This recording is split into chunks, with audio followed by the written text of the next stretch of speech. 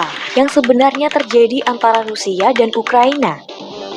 Konflik Rusia-Ukraina tak bisa dibaca secara tunggal, salah satunya karena sudah berlangsung sejak bertahun-tahun silam. Ukraina merupakan pecahan dari Uni Soviet yang memerdekakan diri pada Agustus 1991. Ukraina tumbuh menuju negara demokratis dengan roda pemerintahan yang telah dijalankan oleh 7 presiden. Selama 3 dekade merdeka, Ukraina mengalami 2 gejolak besar-besaran yang terjadi pada 2004 dan 2014. Keduanya punya pesan yang sama, menolak pengaruh dan intervensi Rusia dan mendorong bergabung ke Uni Eropa serta NATO. Gelombang demonstrasi pertama berhasil memaksa presiden saat itu Leonid Kuchma, politisi yang dekat dengan Kremlin, lengser dari jabatannya.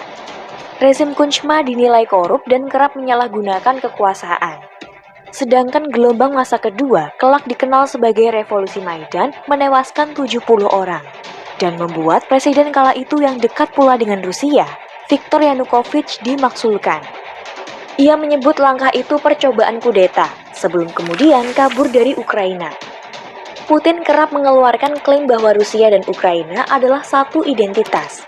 Klaim semacam itu yang kemudian dipandang banyak pihak jadi justifikasi untuk melakukan hal-hal yang di luar batas. Seperti menganeksasi Crimea yang sebelumnya masuk teritori Ukraina pada 2014. Proses aneksasi ini tergolong berdarah, lebih dari 10.000 orang tewas. Upaya menguasai Ukraina kian gencar dilakukan Putin pasca aneksasi. Mulai dari menyebarkan disinformasi hingga serangan cyber yang bikin kerugian ekonomi cukup banyak. Analis dan lembaga think tank menegaskan aksi Putin beberapa waktu terakhir mengindikasi bahwa ia tak ingin kehilangan Ukraina yang cenderung merapat ke barat. Kehilangan pengaruh atas Ukraina sama berarti potensi lenyapnya banyak hal, termasuk kekuatan ekonomi. Cadangan minyak dan gas Ukraina contohnya, masing-masing 395 juta barel dengan 349 miliar meter kubik. Ukraina juga memainkan peran strategis sebagai penyalur gas dari Rusia ke pasar Eropa.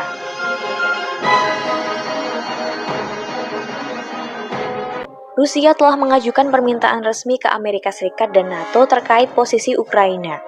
Pertama, Ukraina tak boleh masuk NATO. Kedua, pasukan NATO yang berada di kawasan Rusia mesti ditarik. Permintaan ini ditolak, sementara AS maupun NATO mewanti-wanti jika Kremlin nekat menyerang Ukraina, maka aksi balasan bakal ditempuh. Serangan penuh ke Ukraina bila benar-benar terjadi, diperkirakan mendatangkan dampak yang tak pernah dibayangkan sebelumnya. Kalkulasinya, 50.000 orang akan tewas, dan hampir 2 juta penduduk jadi pengungsi. Itu sebabnya banyak pihak yang menyebut Perang Dunia Ketiga jika sampai konflik bersenjata meletus. Ketegangan antara Rusia-Ukraina kian berdampak bagi negara lain. Terakhir, Amerika Serikat meminta warga negaranya untuk meninggalkan Ukraina secepat mungkin. We encourage all American citizens who remain in Ukraine to depart immediately. Langkah Amerika Serikat disusul oleh negara lain seperti Inggris dan Jerman. Indonesia sendiri sejauh ini masih berjaga-jaga.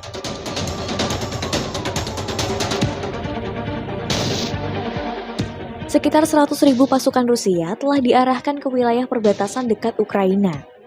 Presiden Rusia Vladimir Putin terus membantah bahwa negaranya akan menyerang Ukraina. Upaya diplomatik dilakukan agar skenario terburuk dapat dicegah. Amerika Serikat dan Perancis misalnya mengajak Putin untuk berdialog. Namun, langkah itu tak membuahkan hasil signifikan.